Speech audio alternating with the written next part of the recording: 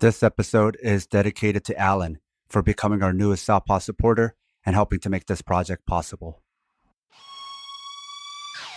This is Sam. And this is Southpaw.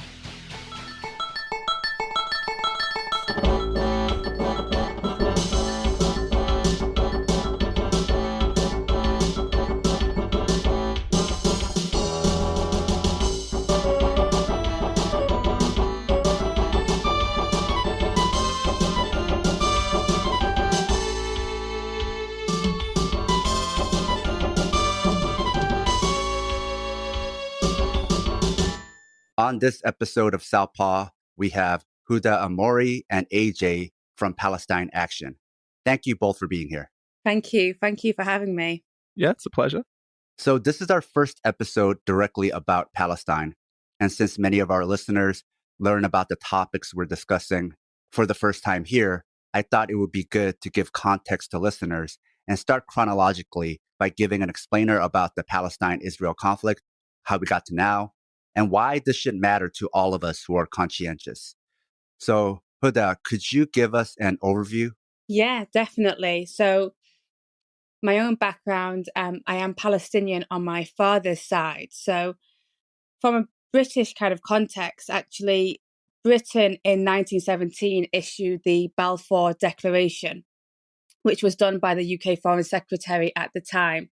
And it basically called for the ethnic cleansing of the Palestinian people in order to create a Jewish homeland in historic Palestine, where the vast majority, 97% of the population, were not Jewish.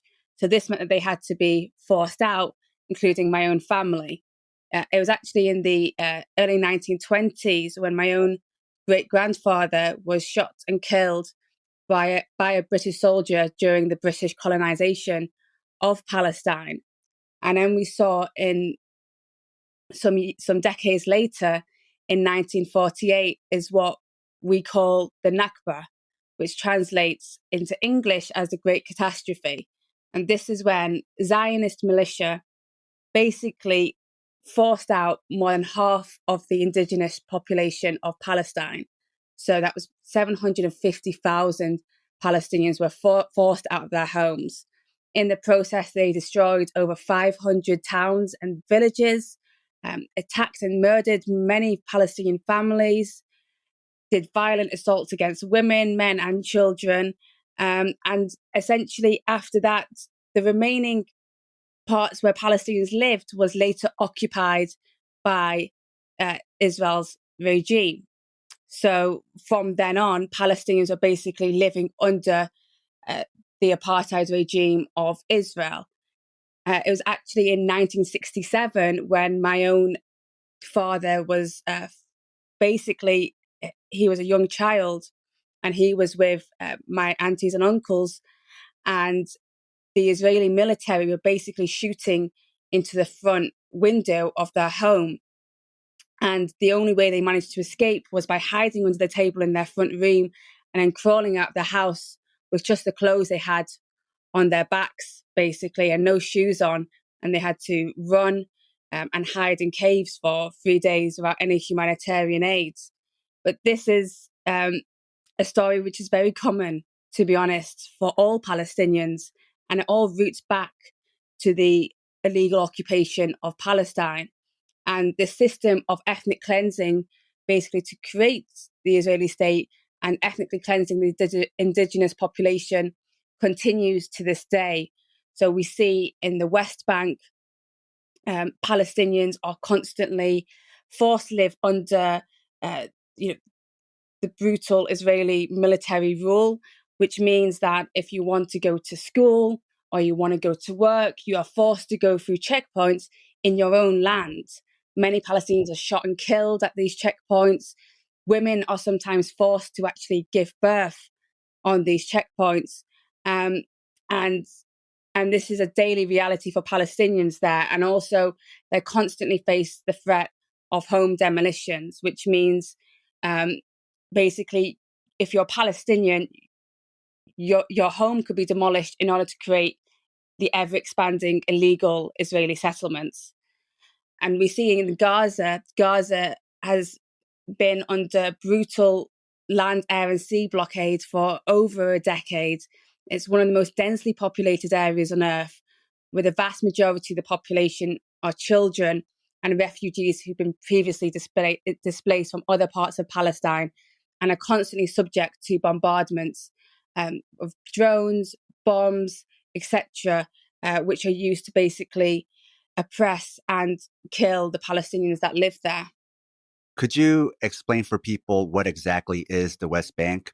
Yeah, so basically, if you see, Palestine or historic Palestine on a map, what has happened is that the remaining parts where Palestinians are occupied and inhabit are divided from the bottom of, I would say, the bottom east, if anything, whereas the Gaza Strip and the West Bank is the part on the west side. So basically, Gaza and the West Bank are separated off, and in the middle is what we call Israel state, basically. And actually, even within Israel, there are 20% of the population there are actually Palestinian citizens of Israel who have more than 50 laws which discriminate against them. So basically, geographically, they're two completely separate areas, which are the remaining parts of historic Palestine where Palestinians basically inhabit, but all under an occupation. So based on the history you gave us, it's not as cheery or as simple as what a lot of us have learned, where World War II happened and Jewish people needing a place to go. This has started before then. Yes. So the colonization of Palestine did begin before then, but also for Palestinians, and I think the context that we're given in the West is very much around the Holocaust. But that anti-Semitism wasn't brought by the Palestinians. If anything, it was brought by Europe towards the Jewish people. But basically, this colonial plan manifested in forcing out the indigenous population of Palestine to create a Jewish homeland. And in some ways, I do think it's quite simple, really, what's happened. But often people are given a very different view of it, or told a different view. And a lot of it is propaganda. Palestinians and Palestine don't really have much, if any, voice in the mainstream media when it comes to what the reality is for Palestinians. If anything, the only time there is some sort of voice is when Palestinians are under a brutal assault, which is happening all the time, but when there's a certain escalation. And even then, it's portrayed as something which is two-sided or clashes, when clearly Israel are committing war crimes against the Palestinian people. It's asymmetrical. Exactly. Can you define for us apartheid and its context to Israel? I think especially here in the US, we're purposely not taught that term, or that term isn't often used, especially about the US, so we might not know. So could you give us a primer on that? Yeah, it's basically the systematic and discrimination using laws and other tools that a state has, such as their military, the legal system, which discriminates against a whole group of people based on their ethnicity, where they're from. So in the context of Palestine, it's Israel systematically discriminating against the indigenous population of Palestine simply because they are Palestinian. And that's the fact on the ground, and that's just that, to me, just shows how simple it is. But if you are a Palestinian living in the West Bank or living in Gaza, then your experience of living on that land is very different to those who are Jewish Israeli. They, in some parts, they even have two completely different roads for Palestinians and for Israelis. Israelis do not have to go through checkpoints. They are under what's called a civilian law legal system, whereas Palestinians are under a military legal system, which basically means which happens frequently, very frequently, if you get arrested as a Palestinian, then you are taken to Israeli prisons, and then the court system that you are under is the court of the occupier, where they basically, I don't know the exact stat, but it's something of like a 99% conviction rate. There is no chance of justice in that kind of system. It's designed to be biased against the Palestinian population. Whereas obviously, if you are Israeli and Jewish, you have a very different legal system, which does not have that same level of bias against you. So there is a completely different set of rules that Palestinians are subject under compared to Jewish Israelis. And I think, when we see Palestinians in the West Bank, for example, often, and this happened to my own family, their homes they may have had for generations in their family.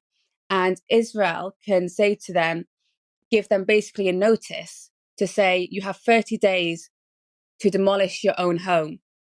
And if you don't demolish your own home, you have to pay the costs it will cost the occupier to demolish that home.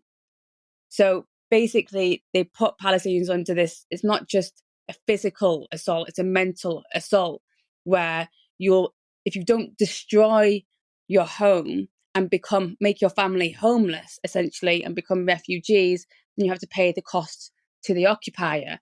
And if you don't do that, then they bring in bulldozers, often from the US, actually, and the UK, which are weaponized by Israel and then used to basically bring that home to the ground, whether or not a Palestinian family is inside. And then what happens is settlements, which are all illegal and under international law, are built on top of that Palestinian home. Or sometimes you can even see a Palestinian family being dragged out of their home and they're putting in place Jewish Israeli citizens. So the contrast between how the two are treated is quite huge, and it's quite obvious, when you know the reality on the ground, that there really is no better word to describe it than apartheid. So it's not just an injury, it's like an injury on top of injury on top of injury. Yeah, exactly. Palestine has been going through this for over 74 years now, and it is a daily reality. Whichever part you live in, whether you're in Palestine or outside of Palestine, and you're denied, your right to return home. I cannot go to Palestine as a Palestinian, but any Jewish person anywhere has the right to go and visit. And they call it the birthright. Whereas me as a Palestinian, I don't have a right. Now, you alluded to this earlier, but how are countries like Great Britain and the US involved in all this, not just historically, but even now? Well, today we can see politically, Israel describes Britain, for example, as one of its key strategic allies. They give them a lot of political support, but actually what we see now is how the arms trade is working in Western countries and facilitating the continued occupation of Palestine.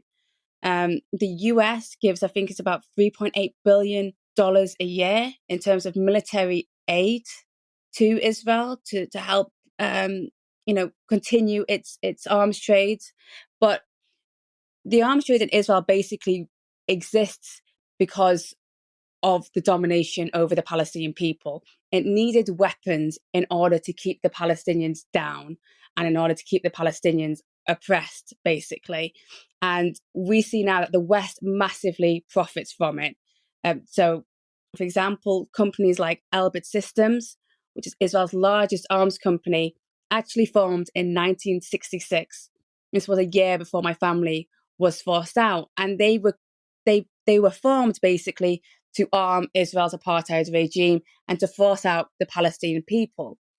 All of their weapons, the vast majority of them, are actually developed and tested, and they market them as tested on the people of Gaza, on the people of the West Bank, on the Palestinian people. And so the occupation is making so much money for these companies, especially the arms trade. And in Britain and in the US, massively so, we see how these companies like Elbit Systems are operating and are building such weapons after they're developed on the Palestinian people, creating this whole global economy, all profiting from the occupation. And then these weapons, after they're tested on Palestinians, built in Britain, built in the US as well, and then they're exported across the world to be used in Afghanistan, Iraq, Yemen, Kashmir. So actually, they export the tools of oppression. And Israel is very good at this because their whole existence is based on dominating the Palestinian people. So they had to build weapons in order to suppress the rights of the Palestinians. And this meant they could sell it on and basically say, look, this is tested. We have a whole entrapped population in Gaza who we can basically use as a laboratory. No other country has that. And they make so much money off it. And other countries, as a result, that support Israel also make money off the occupation. And so that's what we see today massively, is that the West continues to support profiteering basically from the oppression of the Palestinian people. So the occupation then is used as a marketing tool. Exactly. So along with Elbit Systems, there's also a company called KBR. Yes. So KBR actually work in tandem with Elbit Systems. And KBR, I believe they made over $40 billion in contracts over the US and Britain's invasion of Iraq. So I think they were the main company who profited the most, basically, from the invasion of Iraq, and also in Afghanistan as well. And this is another company, and this is actually a US company. They also operate in Britain, and they work in tandem with Elbit Systems. So you can see how, these war criminals basically, and these arms companies who literally only have an industry because there is people that they would like to oppress and kill, basically. And as long as you have war, apartheid, and oppression and occupation of places, then these companies will continue to thrive and fuel it. And actually, the continuation of allowing these companies to operate means that more people will die as a result. It's as simple as that, really. As long as they operate, there are people who are alive today who might not be tomorrow.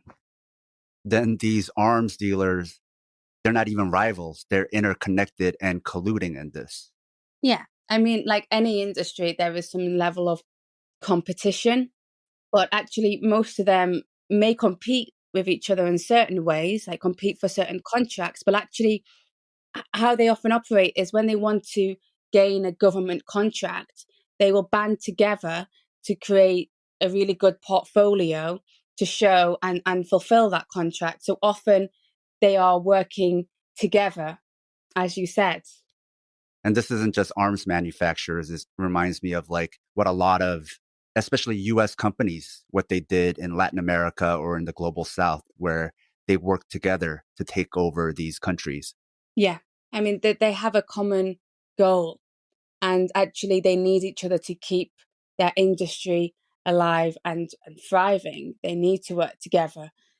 And, most weapons out there aren't built in just one place. They have so many different components. I think like one fighter jet could have, for example, over 100 different components, many of which are built by different companies or different subsidiaries in different parts of the world to come together and make this weapon. And that's how, they're all profiting and gaining from each other and from the occupation of Palestine, the invasion of Iraq, Afghanistan, and in other places as well. So none of them want the independence of a country they profit from. It makes sense that they're constantly subjugated. Yes, exactly. They all have a common goal. And so they will work together. And often most of these arms companies have doors into the halls of power. You can see how they continue to profit from it. And also why there is really little motivation, if any motivation, by those who are powerful and politicians and governments to actually work to support the idea of not violating international law or not supporting apartheid, because there is a huge industry profiting from it, and as a result, Britain profits from it. There's been historians and journalists who bring this up, but especially with the US, when they talk about things happening in other countries, they almost never use the term international law. They often use vague, undefinable terms like freedom and democracy, because if they were to use the term international law, it would highlight how they constantly violate it or ignore it, or often didn't sign off on those laws. Yeah, definitely. And it's quite frustrating, but it's just reality that often all we're asking for is for, countries like Britain to actually respect international law and respect human rights conventions and all of these things that they're supposed to be upholding. And we're such a civilized, it's always saying that we're such a civilized country, etc. But we're literally allowing arms manufacturers who profit from murdering people across the world to operate on our doorsteps, and we're willing to ignore international law in order to allow them to continue to profit. In my eyes, there was nothing civilized about it. And often, America and the US will say things like when they want to invade Iraq or other places, we're going to bring them democracy and freedom. But I think it's quite obvious that that's just not the reality of what's happened. My mum's family are actually Iraqi, so I'm Palestinian and Iraqi, and I remember when the US and Britain decided to invade Iraq, and the consequences it had on my family, but also the Iraq that my mother knew before that happened, and how her best friend growing up, she was from a Shia Muslim background. Her best friend was Christian. She married a man who was Sunni, and there was no issues. People respected and loved each other. And what happens is when Western countries come and carry out their imperialist policies in these countries, is that they divide and conquer, and they separate out those communities, and they basically create all of these divisions, and they completely destroyed Iraq. And again, the connections to Palestine and these other issues are very real. And companies like Elbit actually make that connection very obvious. When you see the drones that were used in Gaza, developed in Gaza, were also used then in Iraq. When the company that profited the most from the invasion of Iraq is then working with Israel's largest arms firm to continue to make money for each other and to keep each other thriving. How they ignore international laws and conventions says a lot about who these Western countries count as people. Well, that's the truth of it. And I remember actually when I started, I was always kind of political, but when I started getting involved in activism was after I went out during the refugee crisis in 2015, and I saw thousands of people coming in, suffering from hypothermia, very little help to assist them. And I remember thinking at the time, well, surely if Britain's a democracy and I have a voice, then, maybe it was naive of me, then I can try and do something to stop the arms trade, which is fueling all of these wars, which is driving these refugees to despair and to their death in a lot of cases. And that's what I tried to do. And obviously, it just showed that it wasn't the case, that everything you try and do within what they tell you, you're allowed to do and you're supposed to do to create change, and actually you're completely ignored. You start to realize that the idea of democracy only applies to some, or to some issues.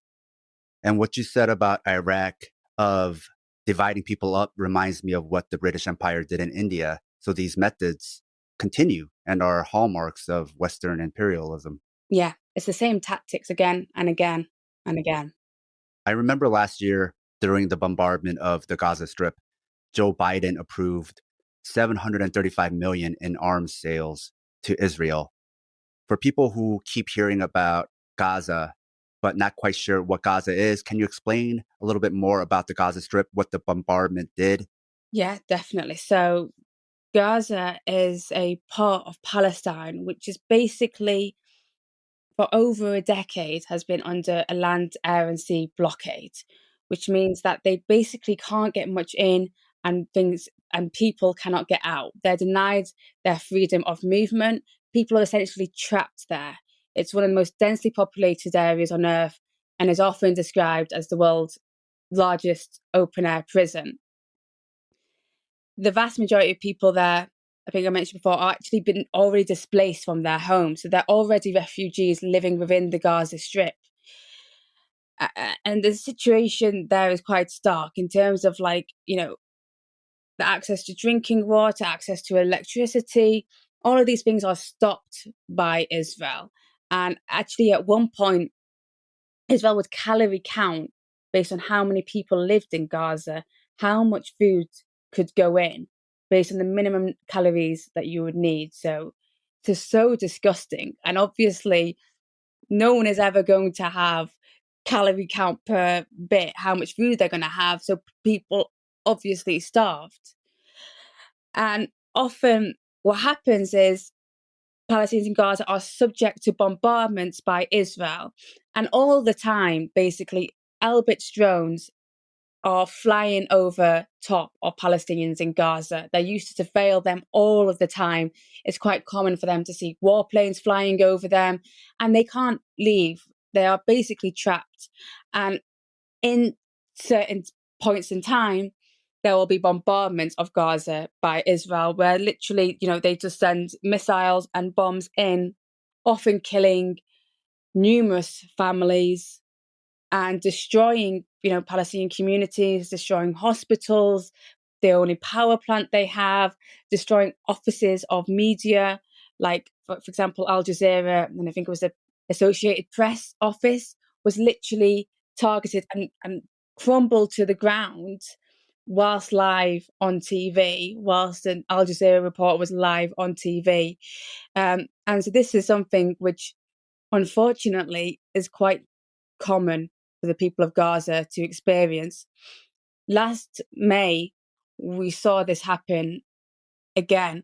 And in the space of 11 days, they basically killed over, I think it was 200 Palestinians, over 67 children, and they actually wiped out every single member of 20 families in Gaza.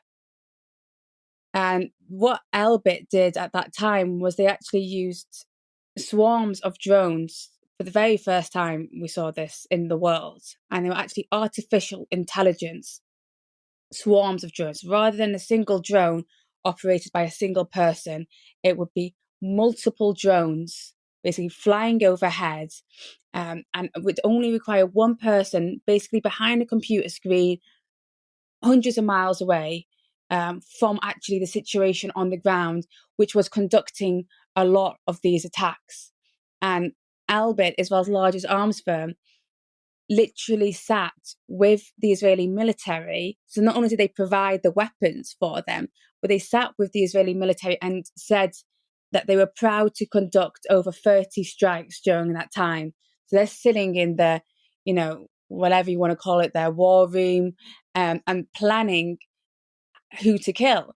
And they say that these drones are supposedly meant to make it more targeted, so you'll have less civilian deaths, so they say, right? But actually, we're not seeing that. We're seeing more of anything. And so it begs the question of, are they obviously doing this on purpose to ethnically cleanse the Palestinians? Or maybe this whole idea of modern warfare is actually much more lethal than what's happened in the past. I mean, if you're in Gaza and you have seen these drones target and missiles fall down and attack your neighbor's home, and every single day you have to see the same drones flying above your head, it's torture and it's constant trauma, not just for children, for everyone, for adults living there. And that's what they have to live through every day. And often we only see in the West when it's at its absolute peak in terms of the attacks on Palestinians. But these attacks happen routinely, and every day that the occupation continues, every year that the blockade of Gaza continues, more lives are taken. And we see actually that the Palestinians are very resilient and have gone en masse to protest against the Israeli occupation in Gaza and have been shot whilst doing so. And they keep going back and back and back, knowing that they're facing bullets, knowing that they could be killed. But they do it because for them, their lives are already, they don't have freedom. And for them, they have nothing else to lose, but they have everything to gain. So I think it's tragic, but also the way Palestinians resist is also inspiring at the same time. And I think it left 70,000 people unhoused or more. Yes, 70,000 displaced. And actually, I think the Palestinian refugee population is at over 7 million at the moment. I think it's one of the biggest refugee populations in the whole world. So they were already refugees. And then, like I said about injury, instead of even insult to injury, it's just an injury on top of the injury. You're displaced and then you get displaced again. Yeah. And, often people say about post-traumatic stress disorder, but in Gaza, there is no post. It's just continual. Like you said, it's just injury on injury on injury. A note to our loyal listeners: if you love the Southpaw project, please support us and help us get paid for our labor by financially supporting us on Patreon. This will give you access to exclusive bonus content, as well as our private chat group on Discord. Show your Southpaw solidarity by supporting us at patreon.com/southpawpod. Now, while all of this was happening, can you tell us about Joe Biden approving $735 million in arms sales and what the point of that was and why he would do it during such a time of devastation? To be honest, I think every US administration has supported Israel's apartheid regime. It's very similar to Britain. And actually, the US have assisted the occupation of Palestine, just like Britain, since the very, very beginning. They don't have a moral compass when it comes to Palestinians or when it comes to a lot of people who aren't white across the world, basically. So that was just another show, I believe, of showing that the US will always stand by Israel no matter what they do, no matter what happens. We've had so many war crimes committed and things that you can point to and say, this is a war crime, maybe we should stop supporting them. But it doesn't affect them. And I think that's why, just as Joe Biden, to be honest, I lost track of how many and which politicians have stabbed the Palestinian people in the back or in the front, to be honest, because they were never really on side. But it's not going to change through the political system or through those in power. And Joe Biden is no exception. Just like George Bush, Barack Obama, they all might be slightly more liberal in certain ways. But when it comes to imperialism and when it comes to the Palestinians and the Iraqis and people across the world, it really makes no difference because they all are the same in that sense. When you look at it from the oppressed people across the world's point of view, it doesn't surprise me, but it's obviously disgusting. So to your point, then, Israel probably didn't even need more arms or even more money. It's probably a sign then to say, hey, we're standing in solidarity with Israel and the occupation. Exactly.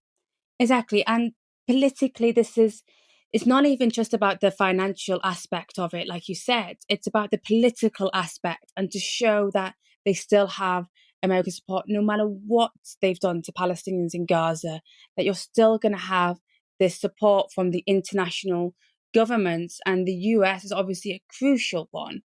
And so politically, that keeps it's a nod to say to Israel, keep going with your apartheid regime. We're not going to stop you. Now, you also raised an important point about technology, how technology is used as basically propaganda to sanitize war and occupation and make it seem more, quote unquote, humane. Yes, definitely. So we are told often that, modern warfare, these are things like drones which have come across, and how they try and sell it to the public is that, we can be more targeted in our killing. It means that basically, if you are the oppressor, then there is really no risk for you. If you can send an unmanned drone and that can drop a bomb over the people of Gaza, then there is zero risk, but there is every risk for the person on the other side of that. So for some, it works great for them. But for the others who are on the other side of those weapons, it's extremely dangerous to see the trajectory of how it keeps on going. And the drone swarms was just the latest in this. And actually, even by people who support and people in the defense news industry, as they call it, defense, the arms industry, we're criticizing it and saying we can't go this far. When you start using artificial intelligence weapons, which basically means now not even a person needs to operate it, or you just need one person to control basically an army of drones which can target, surveil, and attack Palestinians and others across the world, because that's what happens. It's developed in Gaza, and now we're seeing contracts made with the British government to have these same technology. So once it's used, as it was used for the first time in Gaza in May, then it's exported across the world, and it makes the powerful basically more powerful, and those without the power more powerless, in a sense. So when they talk about being more humane, what they're not saying out loud is it's more humane for the oppressor, not the oppressed. Yeah, exactly. And it's exactly the opposite of humane. You're basically, it's robots killing humans. And the people behind making the decisions of who they kill are those who've been carrying out colonial projects for decades, which means it's people like the Palestinians and others across the world who are going to be the victim of it. It won't be those who are the colonizers. Now, it's not just weapons these companies make. They also make surveillance technology. I think you mentioned that earlier. What is the connection between surveillance and militarization? Well, in order to keep a population down and to keep them subjugated and oppressed, then they basically want to make sure that you know that they can see everything you do. And that means that everything, is constantly surveilled by these drones, which are flying above your heads. If anything, it entrenches the apartheid regime over the Palestinians in Gaza. And it's a daily reminder that you are under occupation, that the colonizer and the person who may have, or sorry, not the person, but the regime that may have attacked your family before, killed your neighbors before, destroyed your school, is hovering above your head all of the time. And the surveillance is not just used to basically keep track of what Palestinians are doing. It's a mental torture for them. And also it means that they can target Palestinians whenever they like using these drones. Often they target families. So even though they say that they're surveilling and they are aware of what's happening in these towns where Palestinians are living in, actually the targets and the victims often end up being Palestinian families. And we see it that the surveillance that is used, we see it in the checkpoints as well, that they're using biometric data more and more. It's becoming much more advanced surveillance technology, facial recognition. Every movement you can do can be tracked by the occupier and used against you whenever they like, basically. It's the surveillance as well that many companies in Israel are also providing to places like Britain. And we know for a fact that, Britain is heavily surveilled, but also to places like America. So again, it keeps the powerful more powerful, and normal people basically are under that constantly. So the colonizer always talks about protecting the world from Big Brother when they are Big Brother. They are Big Brother, 100%. And I think it's becoming more and more obvious to actually people everywhere that this is a rising issue, and it's already there. It's literally, for Palestinians, it's part of the reality. The occupation, as I mentioned before, it needed to surveil, it needed to attack, and it needed to massacre and ethnically cleanse the Palestinian population So all of these technologies were used and created and developed from that. But this is stuff that's being used everywhere. And as you say, it is for the colonizers, or in places like Britain, for example, it's for the establishment to maintain and to maintain power over the normal people in that country. And as long as we allow it to happen in one place, I think with all of these things, when it comes to the drone technology, the warfare, surveillance, and the colonization of Palestine, is once it is allowed to thrive in one place, like it is so clearly in Palestine, then it is a matter of time before the same technology is exported and used across the world, mainly against other colonized people, but also we see how the same technology is used in places like Britain against refugees, for example. The same drones which are tested on Palestine are used to stop refugees from seeking safety in Britain. So the same company who profits from driving people out of their homes actually then profits from trying to stop those same people from seeking safety. And that's why we have to, for us in Palestine Action, so it's so crucial that from where we are, that we act, because it is so close to home. And these companies and the weapons that are made to kill Palestinians and to kill other people across the world are never built in front of the people that they will kill. They're built in front of us, whether that's the US or Britain. And that's where we actually have an opportunity to intervene in this lethal global supply chain. What is the separation wall? So the separation wall is basically designed to keep Palestinians trapped in where Israel basically says you're allowed to live. So it runs through the West Bank, and again, it's built with technology made by Elbit, and it's a huge, huge wall, and you can see how the separation between those inside it, the Palestinians, and those outside of it, again, just showing the clear apartheid system that runs for Palestinian people.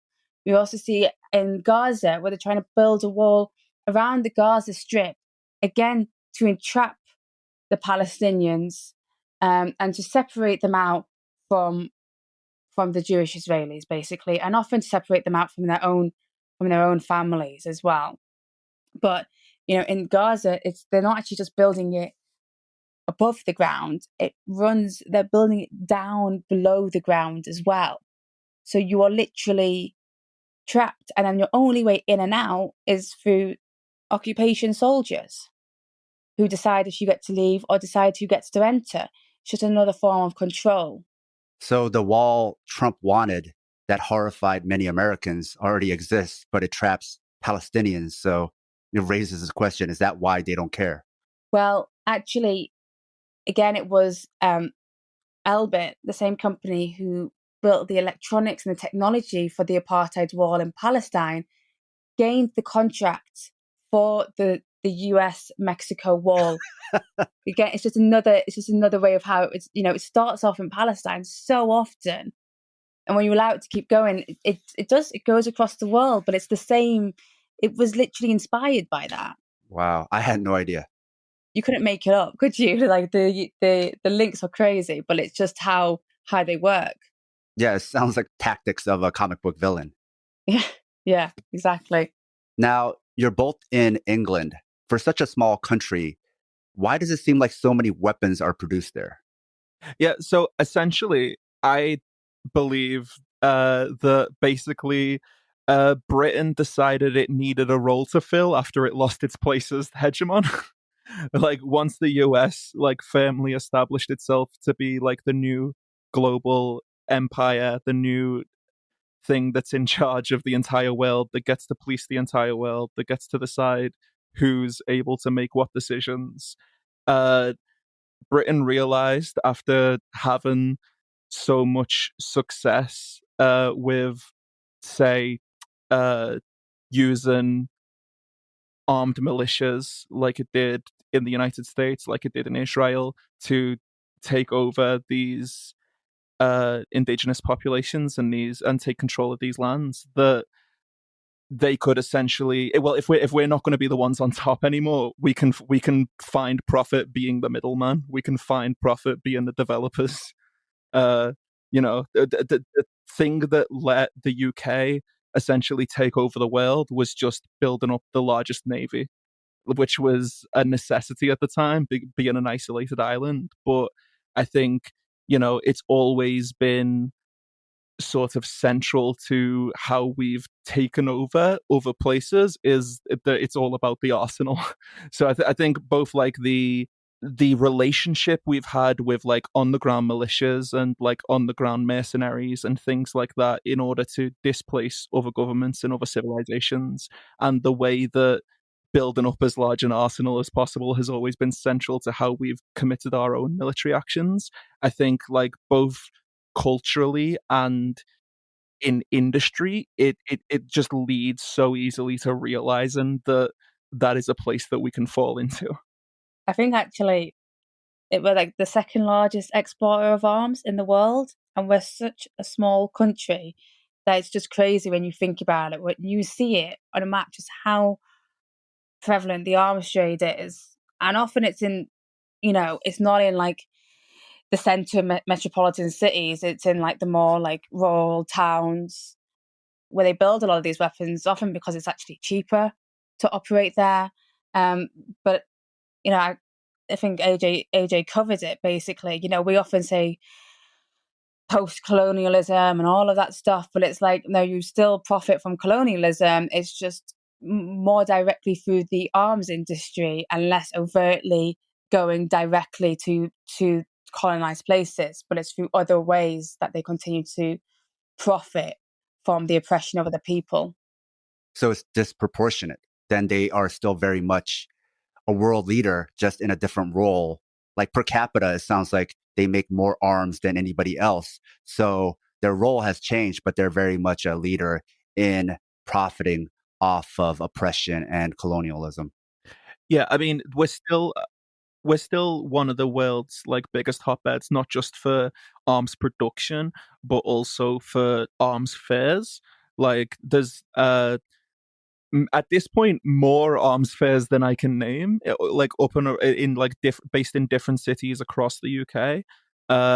And at these arms fairs, you'll have private corporations, you'll have different police forces, you'll have different military groups, you'll have different mercenary groups, all coming together, often in line to purchase weapons which they will theoretically be using on each other in their own conflicts, but in practice are actually almost always used on, like, say if it's bought by a specific nation or a specific branch of a government, then it's more likely that whatever they're purchasing is going to be used on their own citizens than someone else's. Obviously, when it comes to like an occupied state, who counts as being your own citizen is up for question, or at least you want it to be.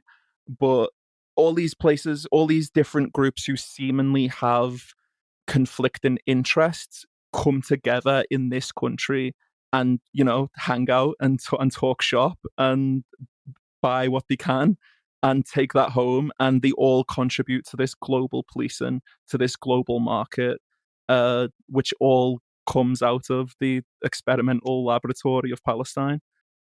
Can you tell us about Palestine Action? Yeah, so Palestine Action is a direct action network. So what that essentially means is, rather than being, say, a political party or a campaign group who lobbies public opinion or lobbies people in power to make legislative changes, what we do is connect people to empower them to make those changes themselves. So essentially, being in an empirical core, being in like the heart of empire, heart of former empire, however you want to consider this country, having all this production here is obviously disgusting, but it's also an opportunity, in the sense that whatever we do in the UK, to whatever level of escalation things reach, we are not going to be treated as harshly as Palestinian people who are actually in Palestine. Obviously, Palestinian people in the UK are more likely to be treated more harshly than non-Palestinian people in the UK. Like, those things still hold true. But regardless, you know, we just don't face the same threat. And at the end of the day, I think something that these arms companies teach us is that it's a lot easier to destroy something than it is to build something. And when the center of production is here, that means we have the opportunity to destroy the production. You know, there's the old Marxist slogan of seize the means of production. We don't want these means of production. We want them destroyed. And I think as a direct action network, we are about connecting people who have the same aim and giving them the chance to work together towards that. Because at the end of the day, no matter how well guarded these factories are, no matter what security measures they take, it's a lot easier for someone to breach the security and to shut down the factory and to damage the means of production and to halt production or, you know, disrupt the supply chain in a way which is extremely meaningful in terms of its material effects. So even if someone goes and shuts down a factory for a couple of weeks, you know, that hasn't changed legislation about whether or not they are allowed to produce these weapons here. That hasn't changed the legal status of Elbit Systems. They are still considered a lawful business, despite the fact that everything they do flies in the face of international law, flies in the face of domestic British law, because, you know, we know how policing works. Policing is to protect corporate interests. It's not to protect us as civilians or to enact our will as a people. It's to protect the corporate interest. So if the corporate interest is breaking the law, those laws will not be enforced against them. But we can enforce them ourselves. And once we have shut down that factory, even if it's just for 2 weeks, that's 2 weeks things aren't working smoothly for them. That's 2 weeks that they can't get an engine into a drone. And obviously they've already got, they have so much of this weaponry already. And as you said, they keep getting given more, whether that's by Biden because he's decided he wants to give a gift just as a gesture of goodwill or whatever, or whether that's business as usual. They have a lot on hand, but they are still constantly in need of more because that's how capitalism works. The expansion has to be constant. And when you have a trapped population that you're experimenting on, that means that what you're experimenting on them with can't stay the same. You have to be constantly developing new technologies. So for Palestine Action, our aim is to stop the development of those technologies, to stop the production of those technologies, to raise awareness both nationally, internationally, and on the local level in the communities where these factories are based, of, well, the fact that they exist in the first place, the historical and current context that they exist in politically, and the fact that we have the power to stop them. That says a lot about changing laws if it's easier to shut down a factory than change legislation. Yeah, I mean, at the end of the day, the government is not interested in changing any laws or using the ones that are already in place that should prevent any of these things from happening. The government is invested quite literally in the project of the State of Israel. You know, we mentioned KBR and Elbit Systems earlier. So, you know, they are actually each hold a 50% share in what's called Affinity Flying Services, which trains pilots for the UK's Royal Air Force. It also, like, on behalf of the Royal Air Force, trains pilots for the Kingdom of Saudi Arabia to bomb Yemen with arms that are supplied by the UK and by the US and Syria as well, of course. So, like, when we talk about how the experiment, and, you know, we heard the example of the border wall as well. When these companies who are always lying about their role and about what it is they do, when we hear what they say, it's so obvious when they're telling the truth. And when they say that, like, these weapons are battle tested, or they are, whatever other language they use, that they are battle tested is usually what they say on Palestinians. That is the truth of the matter. Like, everything that they are developing is being developed on a captive population, and all of these companies, all of these governments who are financially tied to these operations continuing, they are not interested in laws changing to stop that. They are interested in business continuing. They are interested in the expansion of profits, in business as usual, essentially. If you love the Southpaw project, please support us and help us get paid for our labor by financially supporting us on Patreon. It'll help us supplement the cost of running this project, the incredible time and energy we put into it 7 days a week. And you'll be giving us some breathing room, not only to juggle Southpaw with our day jobs, but also to expand Southpaw into other areas. Show your Southpaw solidarity by supporting us at patreon.com/southpawpod. How diverse is Palestine Action? I think you were even telling me about members who are Israeli dissidents. So it's not just Palestinians. So can you tell us a bit about the makeup and who are the types of people who care about this and why they care about this, how they got to caring about this? So I'm not Palestinian. I'm a white British-born citizen, and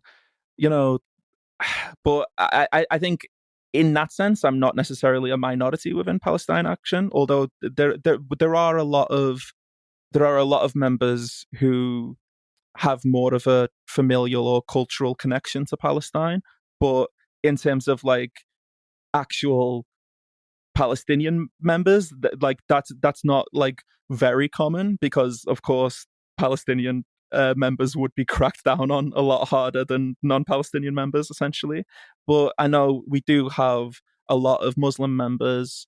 We have a lot of transgender members, and but in terms of like actual demographics, there's a lot of young people, but we also get, we've had people in the 70s up on roofs before. It's there's a lot of variation, and we also have some members who are Jewish Israeli dissidents, who are prominent members of the anti-Zionist community in general, but are currently two specific ones I'm thinking of are Ronnie Barker and Stavit Sinai, who are actually currently being imprisoned in the UK for a recent action they undertook to mark the 74th anniversary of the Nakba. I say anniversary of the Nakba, I mean anniversary of the beginning of the Nakba, because, the Nakba is still ongoing. It's not just a day. But yeah, so we do have a relatively very diverse makeup in terms of who's a member of the network. But I think the thing that, unites us is essentially whether or not we are ourselves part of an oppressed group, the oppression of the Palestinians is so stark and so obvious as soon as you see it. As soon as you begin to see it, you only see more and more. And it is also, I think, just from the way everything seems to spring from Palestine, in both in an economic sense as well as in a political sense. It's just so obvious how all of our oppressions are interconnected. I think it's so obvious, and it's also just, it's a basic moral issue. It's a very basic moral issue. Like, we can get into the history and the economics of it all, because they are very important and, should be discussed. But at the end of the day, you just have to see the suffering, and for a lot of people, that's enough. That's enough to spare action. I think a lot of people get involved in Palestine Action. I know this is true for me, basically because they have seen the other actions are taking place. And, that's part of the beauty of direct action. The same way that anything Elbit Systems or anything the Israeli government or whatever do in Palestine, it never just serves one purpose. If they are doing something brutally oppressive to the Palestinians, that serves the purpose of both suppressing that population and developing the systems of oppression to then sell to other people and to work as proof of concept for marketing. It's at least three things. There are always multiple purposes being served. And I think for direct action, it's the same thing. As I said earlier, we have the power to shut down these factories, but also we have the power to show other people that they have the power. And so I think a lot of people get involved from seeing actions other members have done. And usually that is enough to spur them into action as well, because they see that other people are doing it and they realize, why aren't I doing the same? Now, I've seen the recent war with Ukraine being used as an excuse for social media platforms to cast a wide net and go after Palestinian activists or anyone supporting Palestine in general. I haven't seen this many bans among my friends basically ever. Have things also been more difficult for Palestine Action as well lately? To answer the question directly and to not go off about the Ukraine and how that's affected conversations around Palestine, I think, yes, things have been more difficult for us lately in terms of the specific reaction we've got from the police and the courts recently. There is currently what we've called a crackdown on us that is very apparent after the action that I mentioned earlier on 74th anniversary at the beginning of the Nakba. So that was the 15th of May this year. The actionists who were arrested were not treated the way actionists who are usually treated when they're arrested. Quite often in the UK, police are theoretically they're allowed to hold you for up to 24 hours, at which point they either have to charge you or release you. In the past, sometimes groups have been held for 23 and a half hours before they were released, and that has been considered a long time. So they can apply for extensions, which mean that they're allowed to hold you longer. But this isn't supposed to happen outside of major cases, and it doesn't happen very often. But after this action on the 15th, there was an extension applied for to essentially mean that the police could hold the activists up to 36 hours rather than just 24. And then that 36 hours came up at like 2 a.m. on the Tuesday morning after the action had took place on the Sunday, and they were still held, which essentially at that point meant that they automatically became the problem of the Crown Prosecution Service and they had to go to court. When they were at court, 6 out of the 9 activists were granted bail, which is usually we're granted bail most of the time at the police station before it even makes it to the court, because in the UK, police bail and court bail are very different things in terms of legal weight and in terms of what they can demand of you. But the Crown Prosecution Service essentially appealed all bail granted. Because there were 9 activists, the hearings were done in sets of 3. And after the first set of 3, when bail was granted and then they appealed it, they then basically openly said that they were going to continue to appeal any bail given, which is, quite unprecedented in terms of reaction from the state. So that meant that our activists were automatically held and sent to prison, which is obviously very distressing and is an escalation. Eventually, 7 out of the 9 were granted bail, but the 2 Israeli dissidents I mentioned earlier, Ronnie and Stavit, are still being imprisoned. The CPS argued that they should not be released on grounds of fear of failure to surrender. So basically, because they are foreign nationals, they would be able, they shouldn't get to leave prison. They shouldn't be granted bail. I was personally at each each hearing. There were several hearings because of the extensive, let's call them mistakes or maneuvers of the Crown Prosecution Service and the courts. Things kept getting dragged out, which meant that people were being held longer and longer before decisions were being made.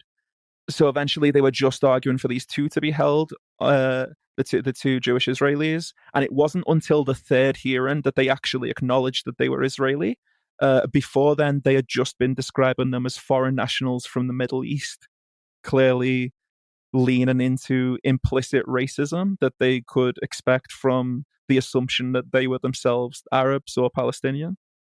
I saw the face of the judge when the CPS eventually said that they were Israeli, and she was not. She clearly understood what was happening and wasn't happy with it.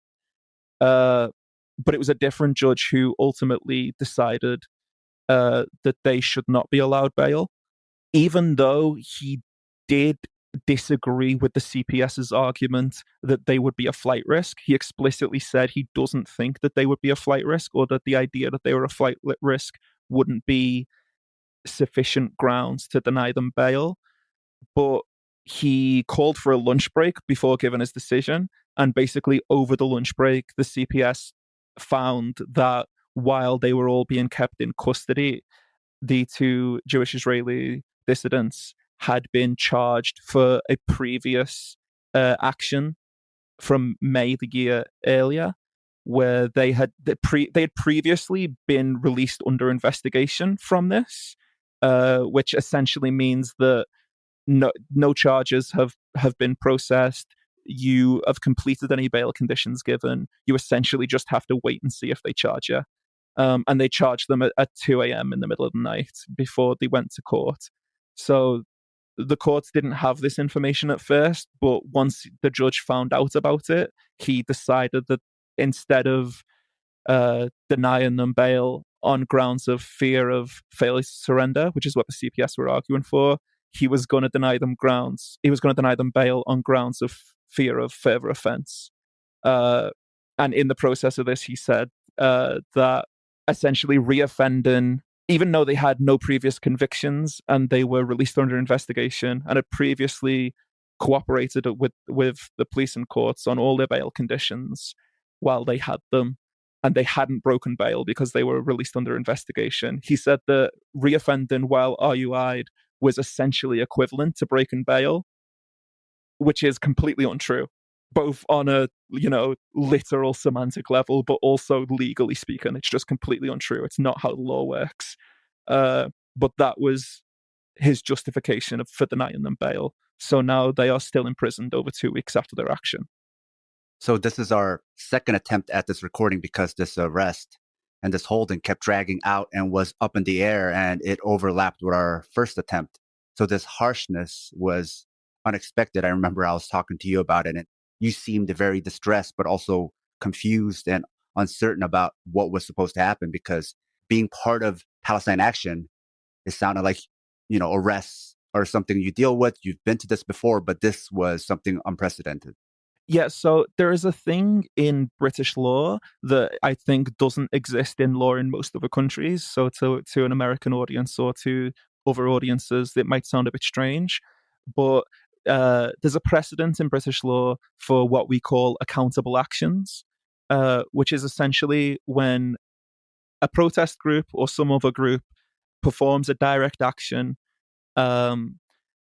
with the intention of being arrested and with the intention of potentially going to court, so that they can prove that any theoretical crime they committed was a proportionate action taken to prevent a greater crime. So the strategy of this is, of course, we're able to do things like shut down factories and then not be charged for it. A lot of the time, companies like Elbit don't want to take us to court because they don't want to be exposed for the criminals that they are in the courtrooms. So charges get dropped before it even makes it to trial. But on the few times that things have gone to trial, we've won basically every single time. except for one time where someone was awarded a suspended sentence, which essentially meant that they got time served for bail conditions and had to pay a small fine. But every other time it's made it to court, we've been found not guilty, specifically because any allegations of criminal damage or whatever are actually seen as being proportionate actions to stop the greater crimes against both British and international law that these corporations are committing. So when we do these accountable actions, we plan on getting arrested because we plan to usually occupy a site for as long as possible, whether that's to cause as much damage as possible or whether that's to have the site shut down for as long as possible. But these actions are taken with it in mind that we will be getting arrested by the end of them. So that's like part of our usual procedure is getting arrested. Being imprisoned is not part of our usual procedure. It doesn't usually go this way. This is a definite and transparent escalation in a police and court crackdown against us. And whether or not that's targeted because of the high profile of these two particular anti-Zionist activists, or whether that's targeted just because of the humiliation of having your headquarters occupied. Because the site that they attacked on Nakba Day was one of the HQ sites of Elbit Systems UK. They have two UK headquarters. One is an office building in London, and this one in Bristol, where this action took place, is partially an office and partially a factory. It does seem like it's ramping up because after the assassination of journalist Shireen Abu Akleh and the assault of her funeral, there have been bans on pro-Palestinian protests in Germany and France.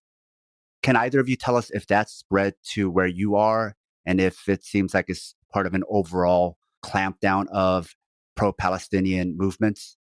Yeah, definitely. So just to follow up on what's already been said, we've been taking direct action against Elbit for over a year and a half and cost them tens of millions of pounds in losses, and already forced one of their key factories in the north of England to shut down permanently.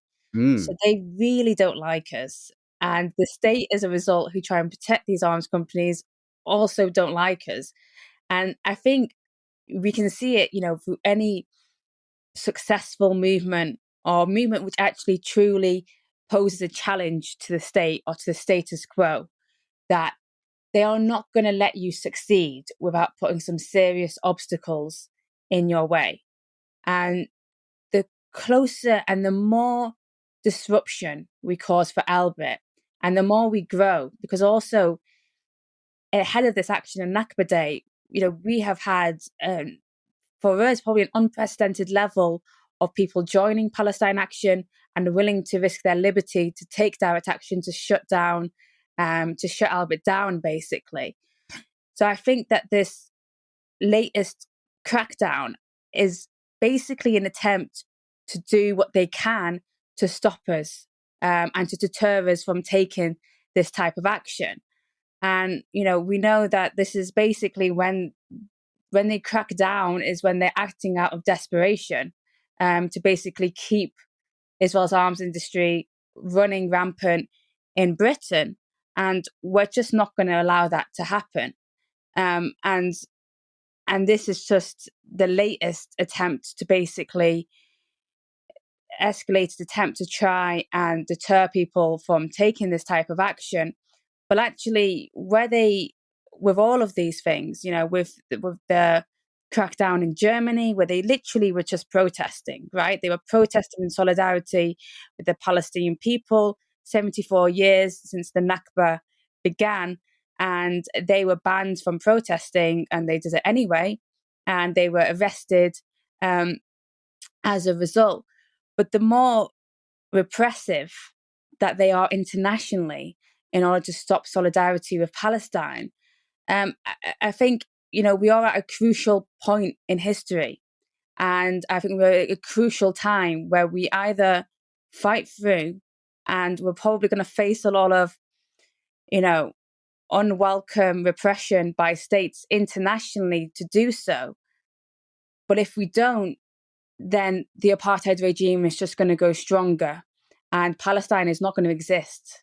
That's the situation in Palestine. It's shrinking every day because more and more land is being taken. So we are literally in the middle, of the fight for Palestinian liberation. And this is really a key point in time where not only, Palestinians have been resisting this for 74 years, but the way that apartheid is globalized, as we talked before about the arms trade being globalized, it means that it also requires people internationally to act with that same urgency.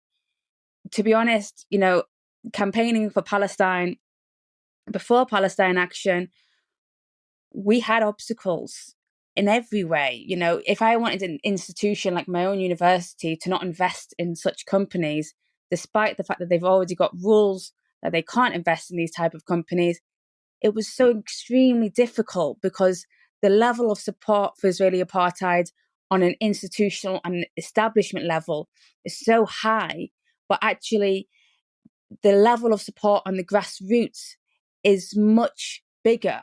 And I think when those people start to act more directly and with more urgency, more unapologetically, that, we're no longer going to, whether it's being in Berlin, seek permission from the authorities to just protest, or we're not going to beg, the British government, who has been part of enabling Israel's regime for over 100 years. They've been enabling the colonization of Palestine. There really is, and I've begged as well. I have done it. I have lobbied over 70 MPs for an arms embargo. I did everything that they tell you you're supposed to do, and I was ignored. And we're no longer willing to accept that. People's lives are at stake.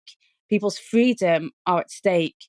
And if we want to live in a world different to the one which allows such injustice to happen, then it requires sacrifice, unfortunately. And it's not just for those who are directly at the receiving end of oppression and of the oppressors, to have to live through that. And they don't have a choice. If you're Palestinian, you're on the front line, whether you choose to be or whether you choose not to be. You don't have a choice in that. But for us internationally, we have a choice to step up and put ourselves and offering our freedom and our liberty on the line in order to change this situation. And we've seen it in history. This is how things change. It takes stepping out of your comfort zone, and it takes something drastic. And I don't think shutting down factories that produce weapons before they kill people is a drastic measure, but to the state, maybe it is. But whatever their opinion is, we're not going to stop. We're not stopping until Elbit stops, until the Nakba stops. And we're not the ones forcing ourselves into that position. We've been forced into that position because of the way that the powerful and the establishment has been profiting from the oppressed for so long. And actually, to a certain extent, we don't really have a choice. When there's such injustice, people have to act. And for us, we continue to fight, and we continue to be inspired by those on the front line in Palestine. And, hopefully one day we don't have to fight anymore. And there's a term you used, Nakba. The Nakba is what happened in 1948. And that system of ethnic cleansing didn't stop in 1948.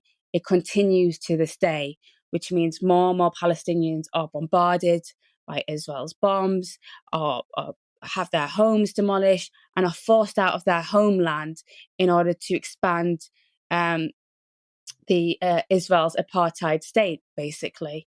And that continues to this day. And that's when, we say in Palestine Action, our actions won't stop until the Nakba does, because it's ongoing. To your point, just before we began recording, we saw even more violence against Palestinians in East Jerusalem during an ultra nationalist march. It's basically nonstop, like you said. There's no post trauma, just continuous trauma.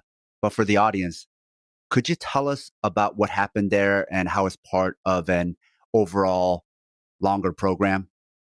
Yeah. So basically, what we saw yesterday was Zionists, so Israelis basically going out with Israeli flags and basically chanting death to Arabs, saying that they were basically glad Shireen Abu Akleh, who was a Palestinian journalist, Al Jazeera journalist, was killed.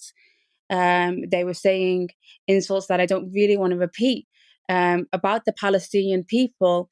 And, you know, there were thousands of them attacking Palestinian women. And this is when they go out and essentially demonstrate what they believe in, which is a fascist apartheid state. And this is, you know, as you said, it's nothing new. You know, we see this every year that they do this, and there's other marches carried out by settlers at other points as well, which are basically, the essence is the same. You know, they fly their Israeli flags, they chant death to Arabs, they attack Palestinians, and they're permitted to do this as well, obviously, by the Israeli police and the Israeli military, because it's in line with their aims and their objectives, which is to continue their apartheid system over the Palestinians.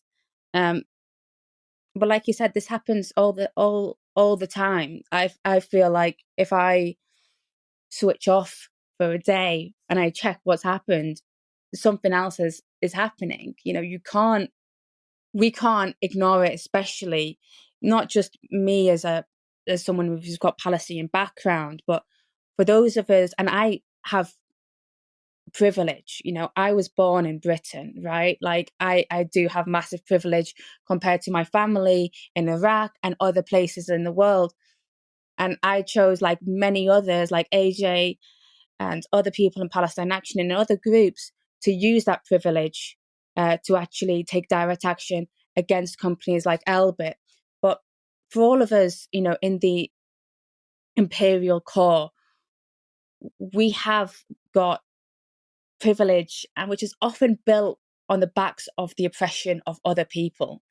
And to show, to show international solidarity and to show solidarity with the oppressed, it requires us, with that privilege, to act in solidarity with those who are oppressed in Palestine and other parts of the world as well, and Indigenous communities across the world who are facing similar oppression.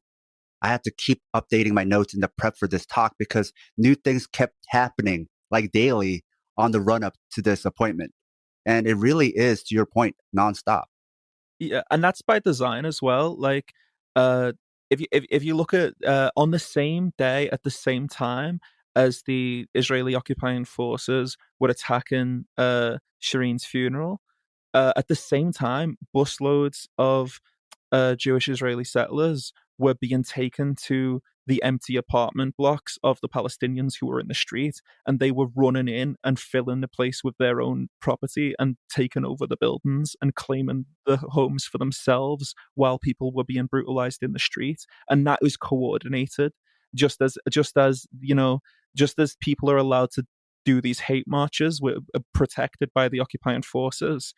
It's all coordinated the same way as it always has been in settler colonialism and in imperialism. Just as the militias were used to instigate the Nakba before the Israeli government was established, it's still militias, and it's still, you know, vigilantes and you know, of settlers who often fly. You know, there's loads of common jokes and proverbs about Israelis having cousins from Brooklyn who, like, you know, if I don't take your house, my cousin from Brooklyn will. Like, because a lot of the time it is people from America who are going over and stealing these homes. Obviously, not just from America. And obviously, when I say Jewish Israelis, I'm not saying that to stress the Judaism. I'm saying that to differentiate them from Palestinian Israelis. But every time these things happen, every time there is something going on like this, there is some sort of distraction or maneuver in order to enable the continued expansion, the continued dispossession of the Israeli territory into the Palestinian territory of the Palestinian people from their own homes. And it's always coordinated. Just to catch people up, AJ, how was Shireen killed? Shireen was assassinated by a IOF sniper, essentially. So the snipers themselves are a specific lens that we can look at the occupation through, because of the way that the snipers themselves existing is a way it should prevent British arms companies from being granted licenses in the first place to export or to sell to Israel, because if there is any chance that a British weapon can be used in an oppressive way, then just a chance, not even guaranteed, that alone is supposed to be enough to stop them from being granted a license. But as well as that, you can see the change of tactics of the Israeli snipers over time. In Shireen's case specifically, she was shot in the head from a distance while wearing a bulletproof vest and a bulletproof helmet. It was a targeted assassination because she specifically was a Palestinian cultural hero, and she was a renowned journalist who was dedicated to covering the truth of the occupation of Palestine. And she was essentially a hero who could be martyred. She was someone that they could murder to try and disincentivize any sort of action or coverage from further journalists, and also to create the situations like the one we saw at her funeral in order to enable the capturing of more Palestinian land, of more Palestinian property. But historically, we've seen shifts in tactics from the Israeli occupying forces sniper teams. They went from essentially killing as many people as they could, and there is a lot of well-documented evidence of them shooting person after person, children, anyone, just to kill them. They had a change of tactics. I'm not sure exactly when it was. Maybe it was 2014, maybe slightly earlier, where they instead switched ammo to an illegal ammunition type produced by Elbit Systems, which is essentially hollow point rounds that are designed to cause as much shrapnel in the body as possible. And instead of killing people, they would instead target them intentionally to mutilate them, especially children. They would target them in kneecaps. They would target them in arms. They would shoot them in places that would mean that they would lose limbs and that they would be disabled or impaired indefinitely, especially while in places like Gaza where they're unable to leave. And the tactic for this was essentially, if you kill a Palestinian, that's just one dead Palestinian. If you maim a Palestinian, then for the rest of their life, they are a drain on resources of the community. So they went to intentionally impairing and disabling Palestinian children, Palestinian activists, so that they would then take away from whatever healthcare resources were available, from whatever food was available. And they want them to be a continuous drain on resources rather than to just be a death. That makes the Shireen's case even more starkly contrasted and so much more obviously an assassination. I think we've covered quite a bit for people to think about, chew on, reflect on. Thank you both for your time and being on the show. I really appreciate it. Thank you for having us. Thank you. Thank you for having us. Can you tell us where people can find more info on Palestine Action and ways for listeners to support you? Yeah, definitely. So we have a website, palestineaction.org. We're on both Twitter and Instagram at @pal_action. We are not on Facebook because we were taken down by the site, but you can contact us through those other places and you can sign up to join us, donate. And if you are in the US and you're looking to do something similar over there, then please just reach out, email us at info@palestineaction.org.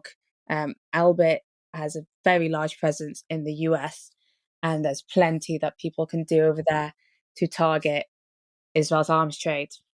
I'll put all that in the show notes. Thank you. Now that's the show.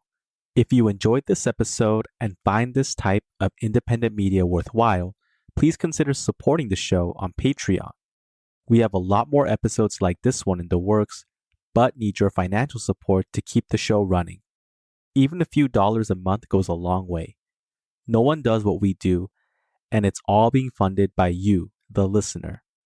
In return for supporting us, you'll gain access to lots of bonus content along with our private Discord chat. Even if you can't support us, there's a lot of free bonus content there as well. We also have an online store if you want to show your Southpaw solidarity by wearing our swag. You can find all pertinent links at southpawpod.com. And if you can't afford to support the show and still want to help, please leave us a 5-star review wherever you listen. This makes it easier for others to find us. And don't forget to share your favorite episodes or the podcast itself on social media. Tell your friends. Until next time, goodbye. Southpaw. Hitting with the left. Southpaw. Sam. Paul. Southpaw. Southpaw.